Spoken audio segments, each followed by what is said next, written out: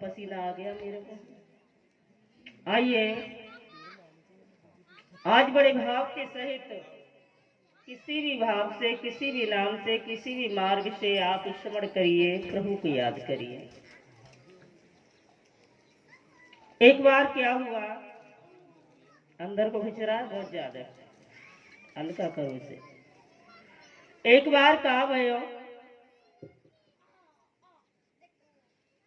कई बार मेरे पास प्रश्न आया है, ये यहाँ भी आया है और कहीं भी आया है।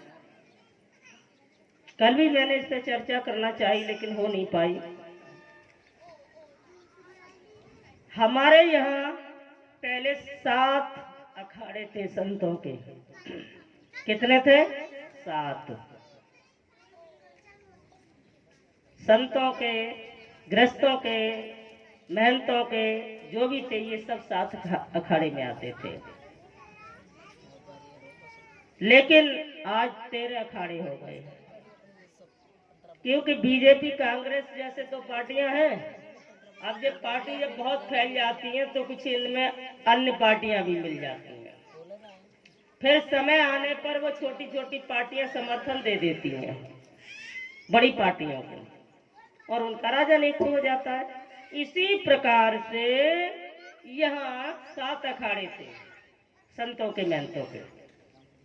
अब तुम्हारा तो मुझे पता नहीं है तुम किस अखाड़े के हैं? महाराज कौन से अखाड़े के हो? हम लोग तो यही शंकर जी भगवान के अखाड़े के हैं। कोई प्रतिचिन्ह है तुम्हारे पास शंकर जी का? हर किसी नहीं मानेंगे। हमारा तो यही भगवान। आइए तो तुम अपने आप केले ही जवाब से मतलब थोड़ा ही है। तुम पर आईडी प्रूफ किसका है? आधार कार्ड है प्रधानमंत्री का दिया हुआ। आधार कार्ड तो नहीं है।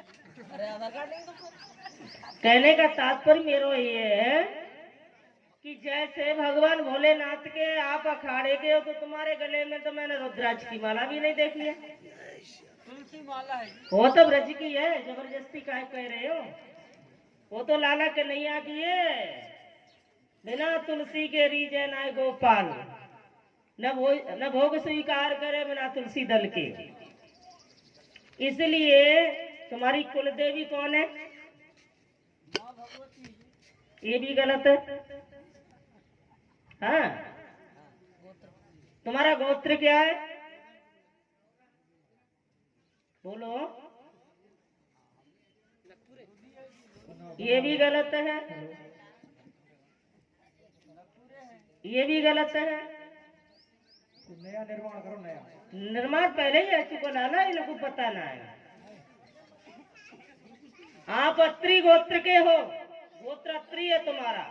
ये जो तुम नगपुरे, सुलाकिया, पथरिया, मथुरिया, बंदेले, नरमरिया, जरिया इत्यादि जो नाम लेते हो ना, ये 556 हम नौजवानी गिनवा देंगे यहाँ बैठ करके। ये उपाधियां हैं, समझ रहे हैं? लोधी जाति नहीं है, ये लो पुरुष को धारण करने का एक गुण है। आप कौन से वंश के हो? छत्री। सूरजवंशी हो, चंद्रवंशी? अब क्या मालूम जी, हम तो पढ़े लिखे नहीं है ज्यादा। अच्छी बात है, कम से कम बोल तो रहे हैं, मोड़ो बंद करके तो ना बैठे। यही बात पहले ही बोल देते हैं ये अगर पहले दिन बोल देते तो और ज्यादा तुम्हें मिल जाता।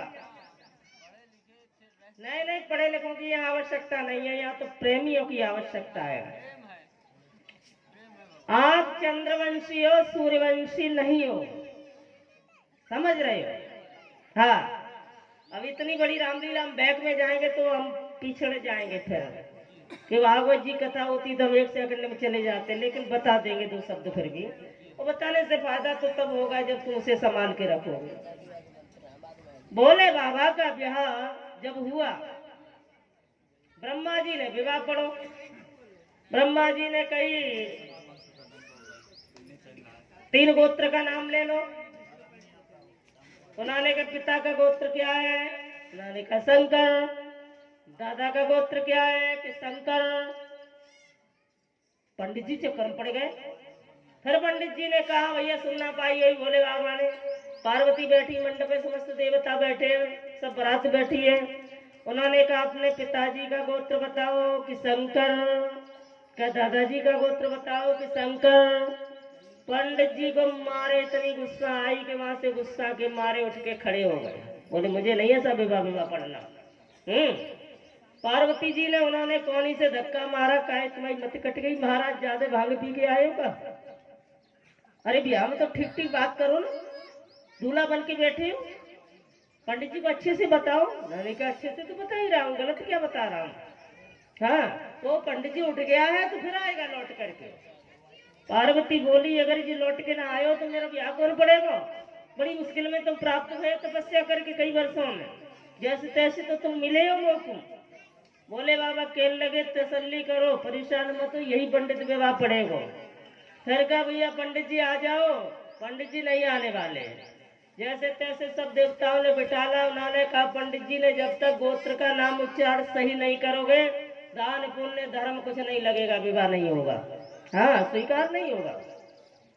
तो उन्होंने कहा एक बार फिर से बता दो, नशा उतर गया हो तुम्हारा। बोले बाबा गोत्र क्या है तुम्हारा? कि शंकर। दादा का गोत्र क्या है? कि शंकर। तुम्हारा गोत्र क्या है? कि शंकर। पंडित जी को इतनी गुस्सा आई कि पोती पत्रा समेट कर उठ के चले गए। पार्वती घबराए के क्रोध में आके बोली कि तुम्हारी अच्छी आदत नहीं है प्रभु, ये कोई बात है? अरे विवाह पढ़ते समय, कराते समय, करते समय कोई दूल्हा ऐसे करेगा? अभी जी चलो जाए तो मेरा तो ब्याह ही लटक जाएगा। तुम्हें पता है मैंने कितना माथा मारो तपस्या करके घर से बाहर कंदराओं में। बोले बाबा कहने लगे चिंता मत करो, 1 सेकंड में आएगा, विवाह भी पड़ेगा और दक्षिणा भी नहीं लेगा। बोले बाबा ने अपने नागराज को आज्ञा दी जाओ जल्दी से पंडित को लेके आओ। और जैसे ही सर्प देवता फुसकार भरते हुए गए, पंडित की धोती में लपट रहे। हाँ, जैसे ही धोती में नाग घुसो तो पंडित जी जानव वाला भाग रहे, ऊपर नीचे पैर कर रहे। और जितने को जाए वतई को सर्प देवता, जितने को जाए वतई को सर्प देवता। इतने परेशान हो गए, उन्होंने जान लिया कि भोले बाबा की शरण में ही जाना पड़ेगा। भोले बाबा की शरण में आए, कांपते हुए, घबराते हुए, और उन्होंने जल्दी से बिना गोत्र के विवाह पढ़ दिया और कहा पार्वती जी भोले बाबा की अर्धांगिनी बन गई, वामांग स्थान दे दिया। उन्होंने कहा अब क्या करना चाहिए? अब ये बताओ, तुमने विवाह पढ़ा है, दक्षिणा तो बताओ क्या चाहिए? रीति शास्त्रोक्त ये है कि कार्य करने के बाद तुम्हें पूछना चाहिए तुम्हारी दक्षिणा क्या है, वो हम दें। क्या चाहिए? लेकिन यहाँ तो पसली खींच खींच के मांगनी पड़ती। 4 जगह बुराई और करते होंगे जा करके, गालियां देते होंगे जा करके। न जाने रात में कितने बार सोचते होंगे हाय सवेरा ना निकले कि पंडितों के चक्कर में पड़ जाए, जाके 2, 4, 10, 15, 50 रुपए चले जाते। हाँ, तो पहले जजमान पूछते थे बोले बाबा कहीं पंडित जी महाराज अपनी दक्षिणा बताओ क्या चाहिए? उन्होंने कहा मोर कोई दक्षिणा ना चाहिए, हमको कोई दक्षिणा नहीं चाहिए तुमसे, बस हमको माफ कर दो, तुम्हारा ब्याह हो गया, हमको चलने दो। अरे नहीं नहीं, ऐसे कैसे जाओगे? उन्होंने कहा मुझे कोई दक्षिणा नहीं चाहिए, बस मुझे माफ कर दो। पंडित जी महाराज बार बार कहे और प्रणाम करते हुए, प्रार्थना करते हुए अपने घर प्रस्थान कहे। पंडितानी कहीं के चूल्हे के आए, ब्याह पड़ के ना लाए। उन्होंने कहा जिंदा बच्ची आई, जय बहुत तेरी बात है। हाँ, यही बहुत तेरी बात है। 7 दिन कैसे कटे मोहर्रा में हम ही जाने। तो बड़ी मुश्किल से उन्होंने विवाह पढ़ा और ये सब ठीक है, भोले बाबा की कृपा बड़ी ओगरदानी है। एक दिन कहा भैया कि माता पार्वती ने भोले बाबा से कही मेरी बड़ी इच्छा है, एक सेवा में आपसे चाहती हो। बोलो क्या चाहती हो? मेरी ये इच्छा है, मेरी ये इच्छा है प्रभु कि आप से मेरी विनती है। क्या विनती है? कि चलो हम और तुम चोरस खेलेंगे।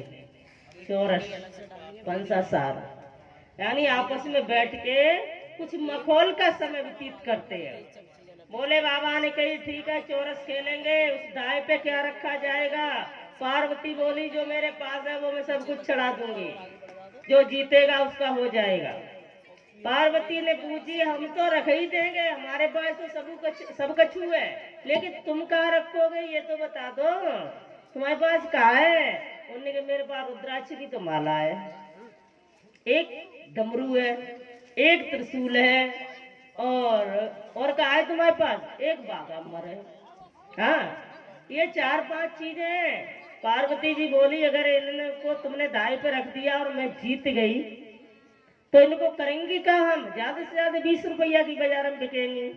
भोले बाबा ने कही 20 रुपए की नहीं है, ये 20 करोड़ों की चीज है ये, लेकिन है तो हमारी चीज जैसी भी है, सस्ती है, अच्छी है, मीठी है, कड़वी है, जैसी भी है हमारी है, ठीक है, इसकी कीमत है।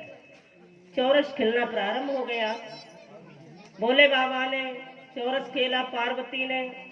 सबसे पहले पार्वती ने दाव रखा, भोले बाबा हार गए। पार्वती जी ने दाव रखा चौरस पे अपने किसी चीज का, भोले बाबा हार गए। और भोले बाबा ने सबसे पहले अपना त्रिशूल रखा, पार्वती जीत गई। भोले बाबा ने दूसरी बार में माला रख दी अपनी गले की, वो भी जीत गई। तीसरी बार में उन्होंने डमरू रख दिया, मैया वो भी जीत गई। चौथी बार में अब तो एक बागम्बर है कमर में, उसे भी उतार के भोले बाबा